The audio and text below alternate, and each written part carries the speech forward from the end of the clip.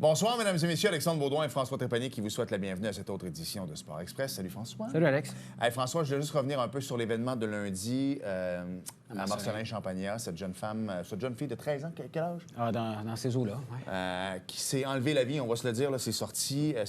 Écoute, elle a fait l'école le matin, dîner, elle est allée au 3e étage et on sait ce qui est arrivé. Je le sais pas. L'enquête est ouverte, elle est là-dedans. Il y a beaucoup, dernièrement au Québec, on tire sur les écoles juives. Il y a du bullying. Il y a des comiques qui font des... Tu sais, comme là en ce moment, l'école en arrière de ma fille à Longueuil qui est en lockdown. Alerte à la bombe. Alerte à la bombe. Des affaires de même. On fait du bullying. Les jeunes... Les jeunes se font battre. Ouais, c'est pas cool. C'est pas in. Puis un jour, quand vous allez avoir 20 ans, vous allez être déçus d'avoir fait ça. Souvent, on dit qu'il faut que jeunesse se passe, là. Mais passez cette bout-là. Puis pour les autres qui subissent du bullying, commettez pas de gestes graves. Il faut parler, il y a des gens qui sont là. Ouais. On peut vous écouter. Belle émission cette semaine. Absolument, on jase de golf avec notre ami Étienne Papineau, qui a toute une année en perspective, Alex. Et nos pensées à la famille de cette jeune fille. Absolument. Bienvenue à Sport Express.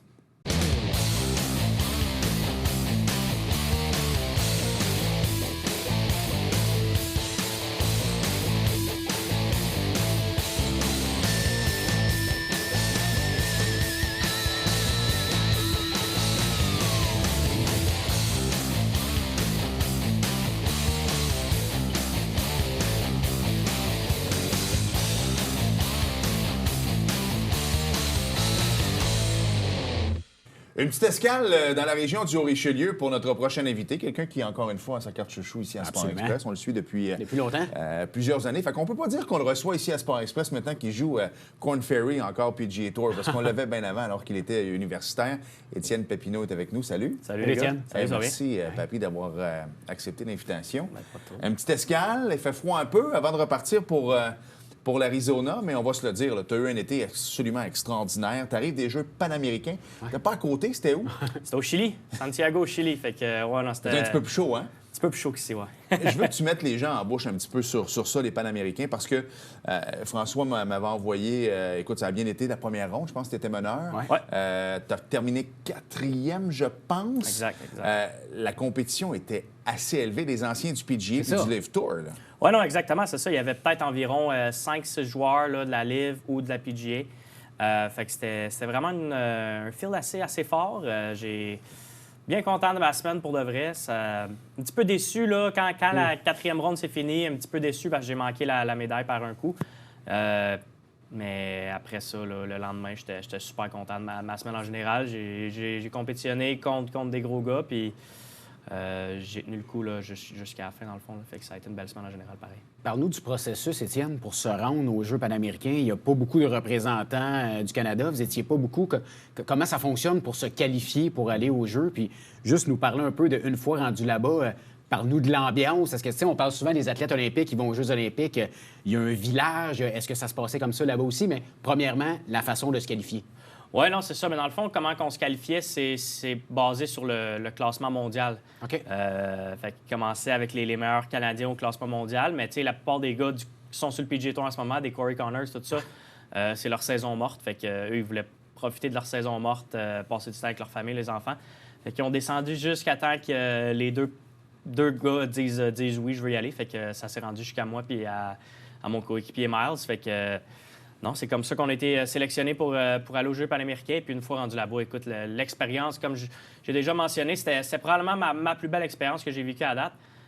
Tu sais, juste rencontrer des nouveaux athlètes, faire des nouveaux amis, des nouvelles connexions là-bas, voir d'autres sports. Fait que non, c'était vraiment une belle expérience. J'ai vraiment apprécié ma semaine là-bas. Puis non, c'est ça, c'était... J'ai appris beaucoup. Je sais que tu as une question. Non, t'attendais-tu à y aller? Parce que tu sais que c'est les meilleurs joueurs de chaque pays. Tu l'as dit, Corey Connors, on a Adam Hadwin, on a de très bons joueurs au Canada, tu en fais partie, mais est-ce que tu t'attendais à ce que ça descende jusqu'à toi? J'ai été sélectionné, en fait, j'ai été présélectionné au mois de février. OK. Qui avait sélectionné. Ça fait longtemps. Oui, c'est ça. Fait qu'il y avait eu un petit groupe de sélectionnés. Fait qu'on remplissait les formulaires, tout ça, depuis le mois de février. Puis il fallait juste attendre de savoir si ça allait être pris. Mais j'avais été dans la présélection, mais je m'attendais pas à... Je savais pas qui avait été présélectionné, qui avait dit oui, il fallait tout remplir le formulaire. Il y en a qui n'avaient juste pas rempli le formulaire, qui ne voulaient pas y aller.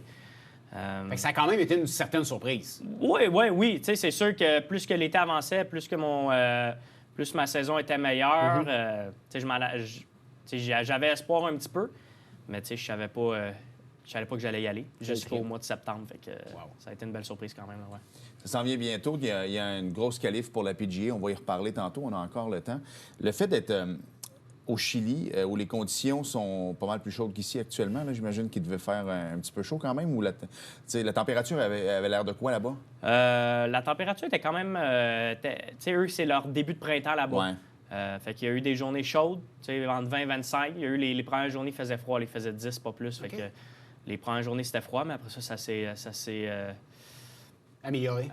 C'était ça un peu ma question, parce que je voulais savoir c'était quoi les conditions là-bas. Parce que souvent, quand tu pratiques en Floride actuellement, tu l'as dit, là, ils sortent de l'été, donc c'est beaucoup moins humide, les conditions sont mieux. Des fois, tu retournes en plein milieu de l'été faire un tournoi en Floride, et là, il fait à peu près 90, 100, plein d'humidité. On joue pas le golf de la même façon, j'imagine, hein? Non, effectivement.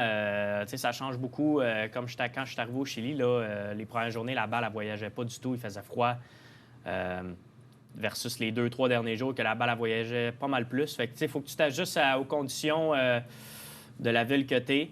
Puis, mais non, c'est ça. Il y a plusieurs... tu sais, la Floride, l'Arizona, c'est complètement différent. Ouais.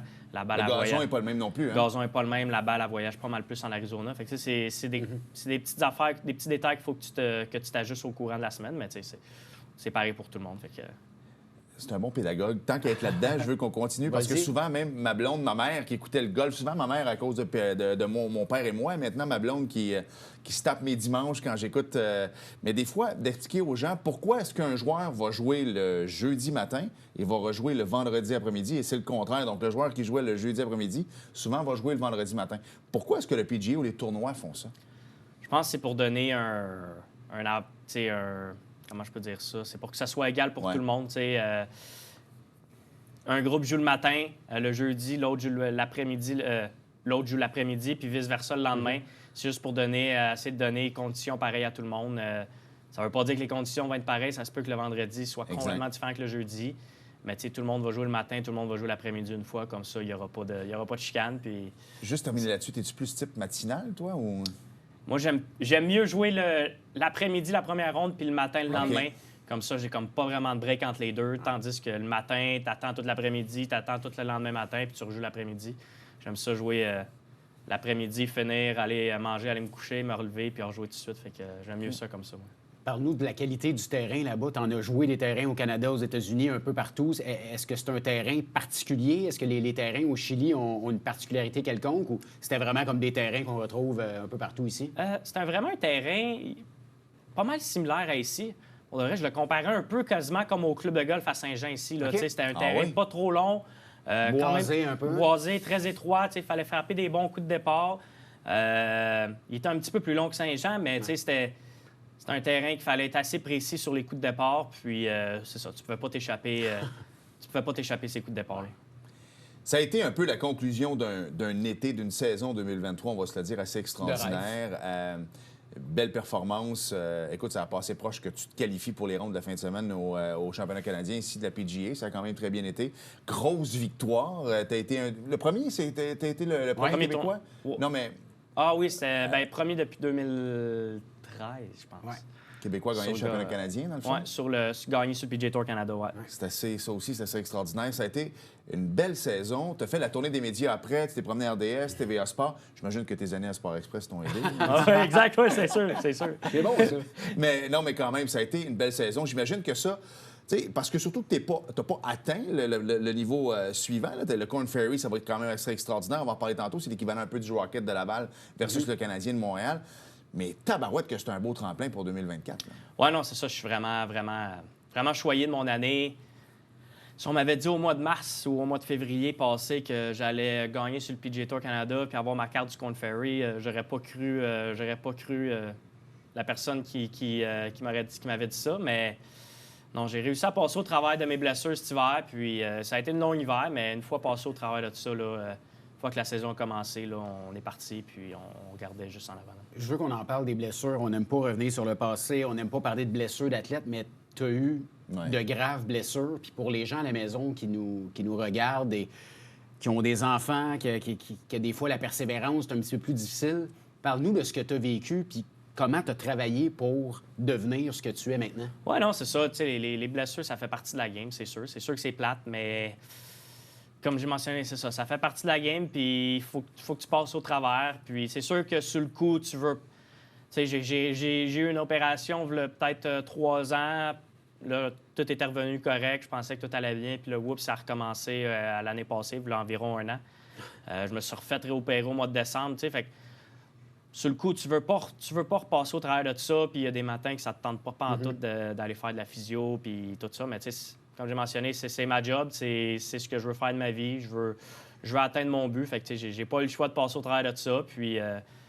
quand tu reviens, quand je suis revenu au jeu, c'était pas nécessairement facile. On dirait que j'avais peur de faire confiance à mon genou encore. Fait que...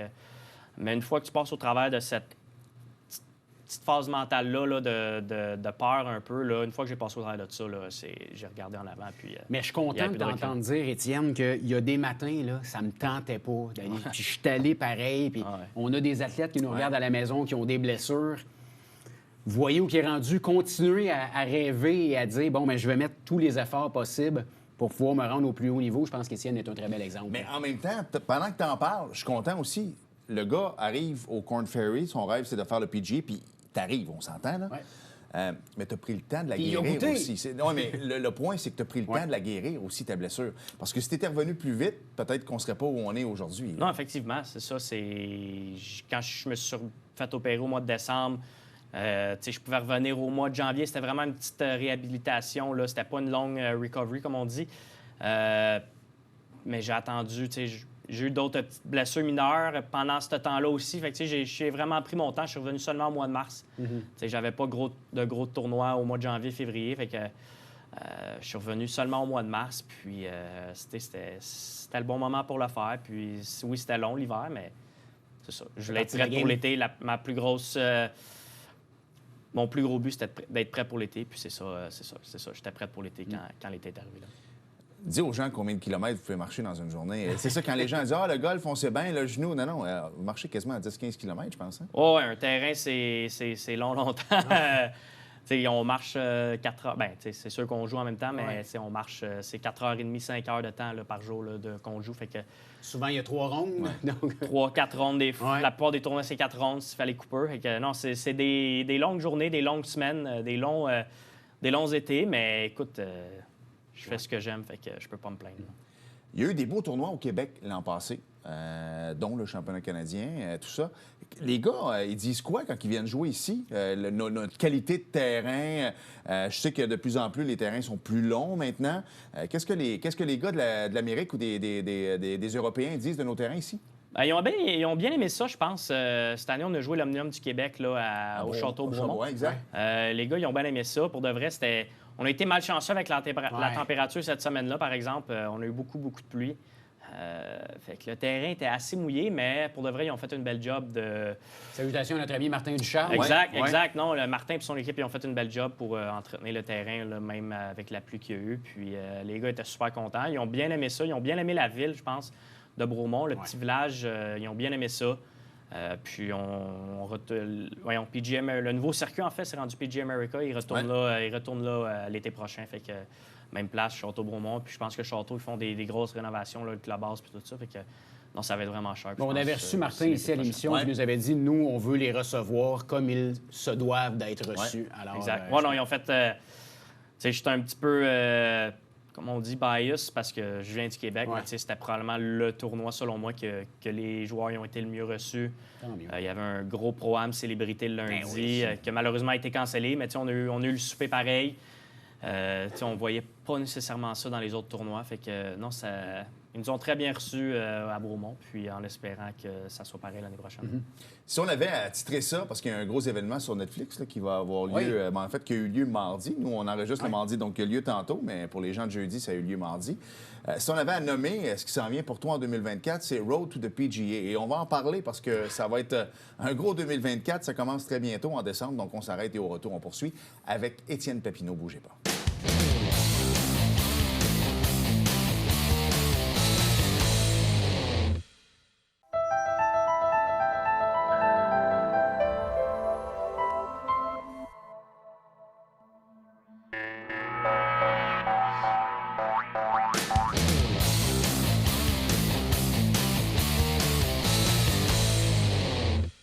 Nous sommes de retour à Sport Express. On était sur une discussion en don parce qu'on se demandait qu'est-ce que c'était Korn Ferry, parce que tu t'en vas sur le Korn Ferry Tour qui avant était, moi, dans mes années à moi, c'était le Nationwide, là, qui était juste en dessous de la PGA. Ça semble être une société de conseil, les amis. Moi, je pensais que c'était une affaire dans l'agriculture, là, mais c'est pas ça pour tout. C'est conseil à l'organisation. Ça aide à optimiser ton entreprise. OK. Voilà. Alors moi, j'espère que ça va optimiser ton golf et te rendre un peu plus loin. Disons ça de même. Mais avant le Korn Ferry, par contre, il y a un gros événement en décembre. Exact. C'est la qualification finale pour le PGA Tour.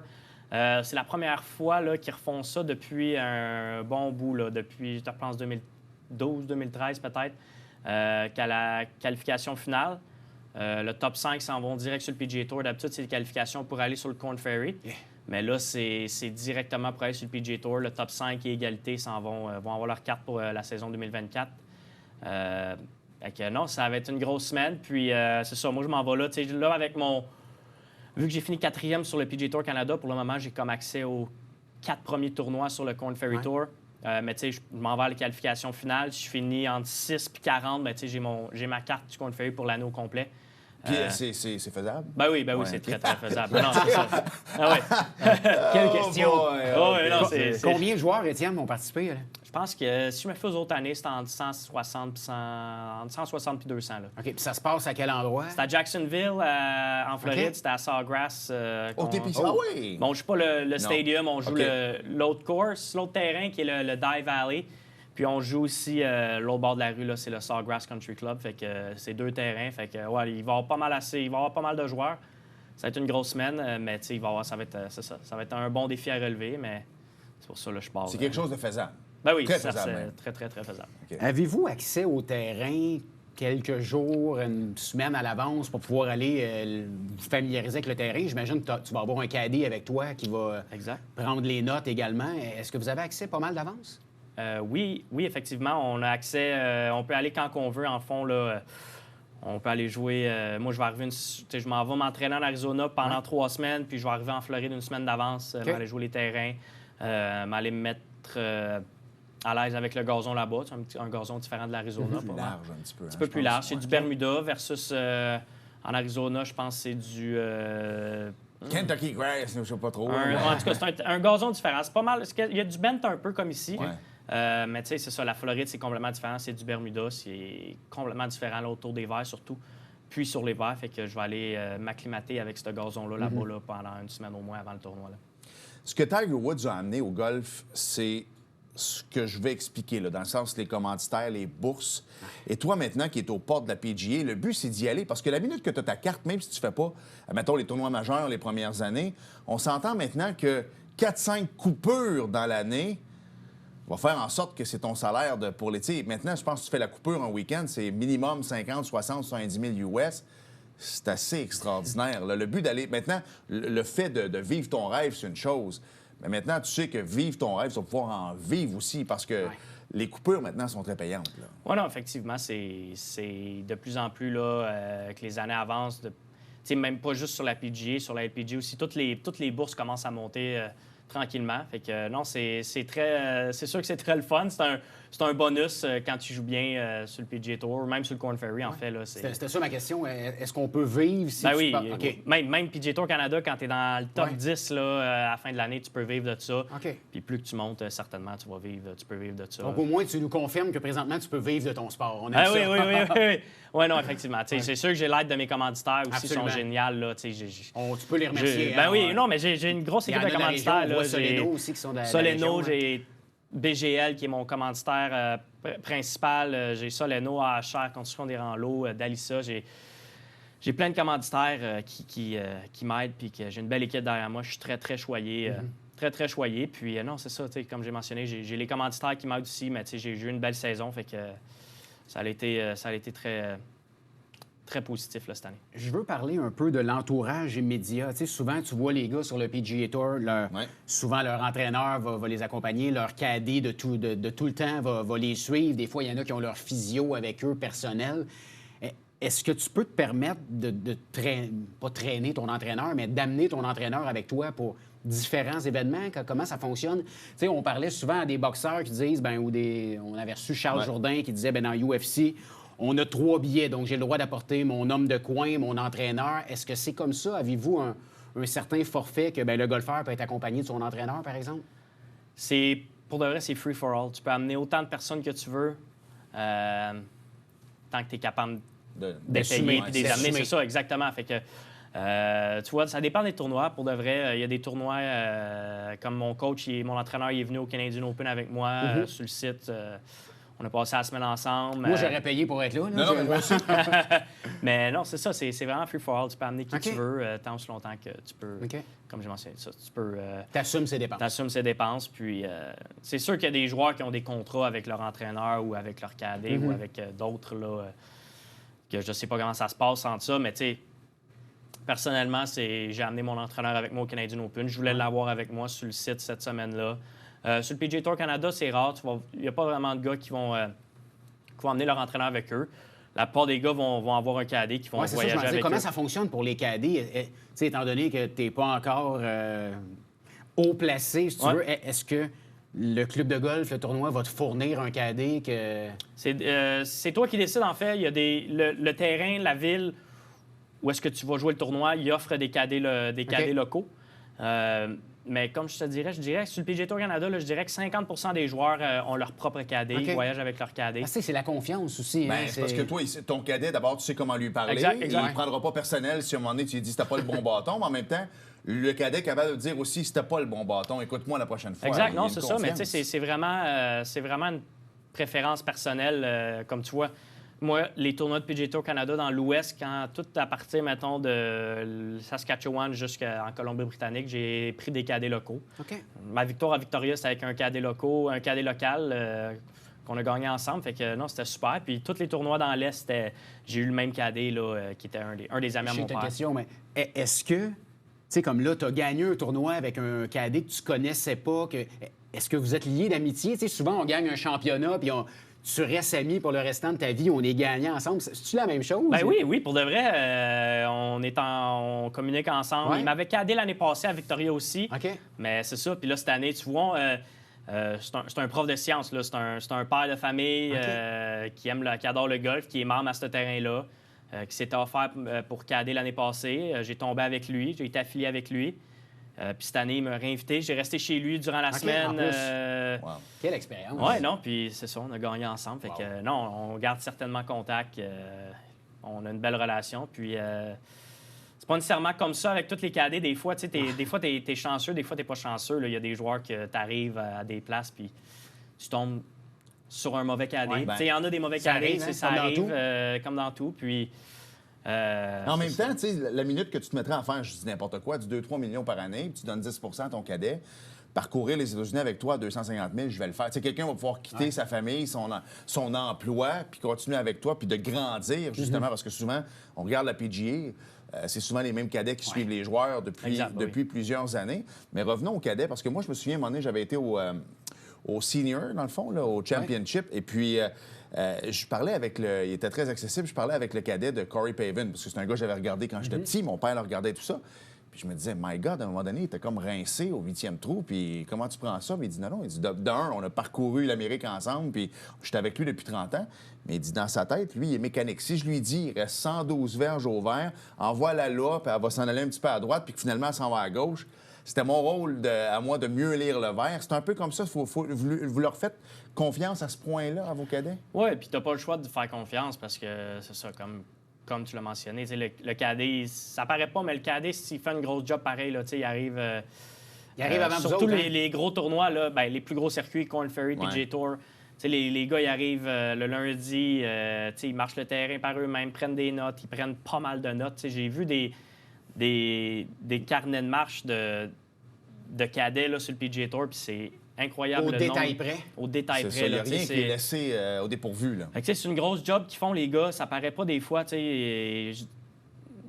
On peut quasiment dire que des fois, leur travail paraît minimisé. On voit pas vraiment... Ils sont dans l'ombre. Ils sont dans l'ombre pas mal. Puis, mais le travail qu'ils font, les gars, c'est vraiment incroyable. Fait c'est important d'avoir un bon cadet puis de se faire confiance. Puis, le gars, il fait une belle job. Puis c'est pour ça que cette année, sur le Korn Ferry, je vais avoir un cadet à temps plein il va voyager avec moi. Puis, tu sais, c'est différent. Korn Ferry, plus que tu montes, PGA Tour Canada, Korn Ferry, PGA Tour, tu sais, les termes et les conditions avec les cadets, c'est complètement différent. Là, tu sais, c'est un montant fixe minimum par semaine pour les cadets, plus un pourcentage de la bourse. Fait que c'était pas de même sur PGA Tour Canada, c'était juste un montant fixe pour la semaine. Mais le Korn Ferry, c'est un montant fixe qui est plus On haut. est dans une autre ligue. Ben, c'est là que les commanditaires vont rentrer. À un moment donné, tu vas avoir un commanditaire qui va payer ton cadet. Mais justement, puis on termine là-dessus, il reste 30 secondes tantôt. Mais puis merci parce que tu nous as signé des balles, à François et à moi, des Titleist, parce que je me demandais avec qui tu jouais. Et en googlant et en regardant, je voyais souvent tes commanditaires sur toi, sur ta casquette. Je voyais pas de branding. Est-ce que là, d'arriver dans le Korn, puis peut-être un jour dans le PGA, là, les grosses marques vont dire maintenant, je te donne le temps, mais tu vas porter ma casquette. Est-ce que c'est la prochaine étape? Je sais pas. Pour de vrai, j'ai aucune idée de qu'est-ce qui va se passer avec ça. Mais est-ce qu'il y a une raison pour laquelle tu joues pas avec aucun branding? C'est parce qu'ils te payent pas, mettons, ou toi, tu dis non, tant qu'à ça, je vais laisser la place à mes commanditaires? Oui, bien c'est ça. C'est pour ça, pour le moment, je laisse la place à mes commanditaires. Ils sont avec moi depuis le début. Ouais. Ma casquette, c'est BGL d'habitude. Je porte la casquette de BGL, qui est mon plus gros commanditaire. Fait que eux sont là depuis le début. Fait que je veux vraiment mettre l'emphase sur eux avec ma casquette pour le moment. Un jour, s'ils sont à côté de Titleist, ils vont être bien contents aussi. Oui, c'est ça. On ne sait pas ce qui va arriver dans le futur, mais c'est ça. Pour le moment, c'est exactement ça. Il faut s'arrêter. Merci beaucoup, Étienne. Messieurs. Merci, Étienne. On va te suivre au mois de décembre Absolument. et naturellement en 2024, c'est sûr. Puis on est fiers de te voir à la télé quand tu es rendu à RDS, puis on sait que tu as commencé avec nous autres. C'est chaud au cœur. Ouais. Merci. On s'arrête et au retour, c'est sûr qu'on avait bien du temps. Il n'y a plus de NASCAR, François. Donc, plate. Ça va nous permettre de parler de quelque chose. Je ne sais pas. Manquez pas ça.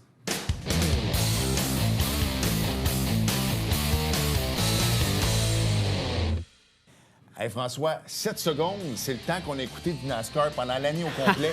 Bravo à Team Canada au tennis féminin. Bravo pour leur coupe Billie Jean King. Merci François. Merci Alex. Merci à vous d'avoir été là. Salut. Et à la semaine prochaine. Bye bye.